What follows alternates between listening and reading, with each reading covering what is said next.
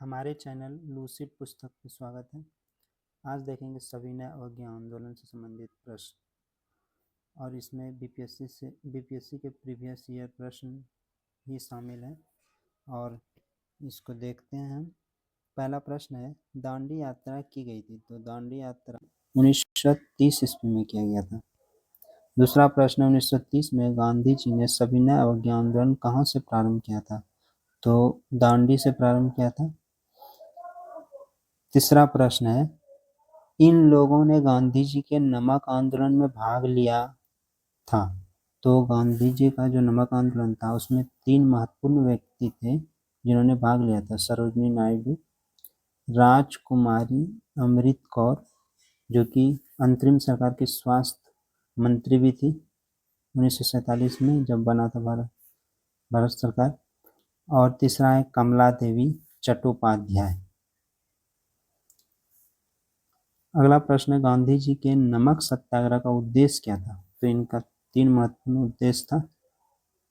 ये महत्वपूर्ण उद्देश्य है नमक कानून को निरस्त करना, पहला नमक कानून को निरस्त करना, दूसरा सरकार के सत्ता की कटौती, तीसरा आम लोगों के लिए आर्थिक राहत। अगला प्रश्न है, नमक सत्याग्रह के दौरान बिहार के लोगों ने नमक बनाने के साथ साथ सरकार के विरुद्ध किस कर का विरोध करने का विकल्प चुना, तो चौकीदारी कर का। बिहार के लोगों ने चौकीदारी कर का। अगला प्रश्न है, दांडी यात्रा कितने दिनों तक चली, दांडी यात्रा कितने दिनों तक चली, तो 24 दिनों तक चली।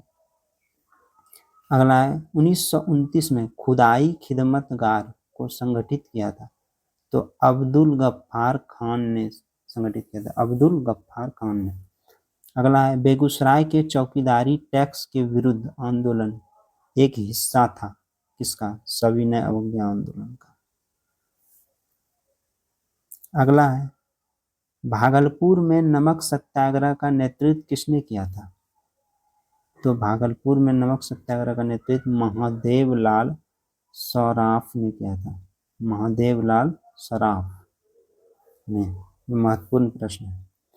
सविनय अवज्ञा आंदोलन की असफलता के बाद गांधी जी ने महत्व दिया था, तो रचनात्मक कार्य को महत्व दिया था गांधी जी ने।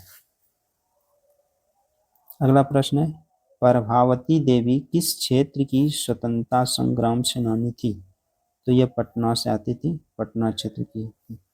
इसमें सिर्फ बीपीएससी के प्रीवियस ईयर प्रश्न है, यहाँ पर देख सकते हैं 48वां 42वां। अब अगला टॉपिक है, गांधी इरविन समझौता एवं गोलमेज सम्मेलन। पहला है, प्रसिद्ध गांधी इरविन समझौता किस वर्ष हुआ था, तो 1931 में हुआ था।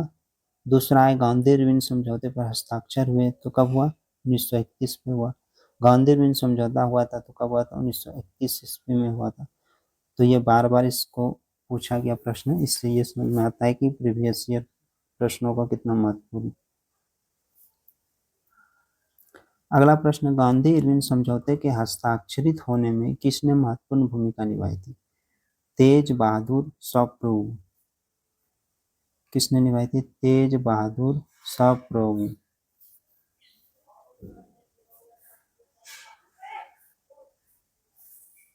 आगे देखेंगे।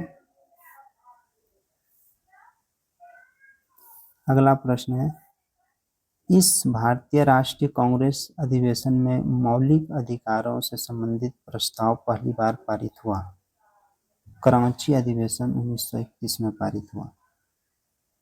अगला देखेंगे,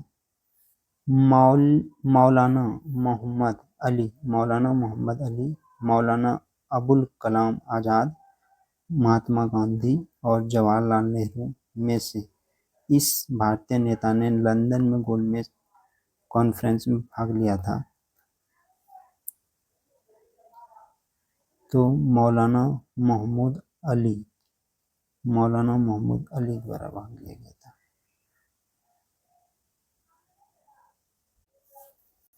अगला प्रश्न देखते हैं, महात्मा गांधी दिसंबर 1931 में खाली हाथ कहां से भारत लौटे थे, तो लंदन से लौटे थे, मतलब वहां पर जाने का उनको कोई फायदा नहीं हुआ था। द्वितीय गोलमेज सम्मेलन इस प्रश्न पर असफल रहा, तो सांप्रदायिक प्रतिनिधित्व इस पे असफल रहा था। तीनों गोलमेज सम्मेलन में किसने भाग लिया था? तो तीनों गोलमेज सम्मेलन में बी.आर. अम्बेडकर ने भाग लिया था। कौन सा गोलमेज सम्मेलन 1932 में हुआ था? तो तीसरा हुआ था गोलमेज सम्मेलन 1932 में, 30, 31, 32। भारतीय राष्ट्रीय कांग्रेस ने इस गोलमेज सम्मेलन में भाग नहीं लिया था, तो प्रथम और तृतीय में भाग नहीं लिया था, दूसरे में तो गांधी जी गए थे। यहाँ पर प्रश्न समाप्त होते हैं।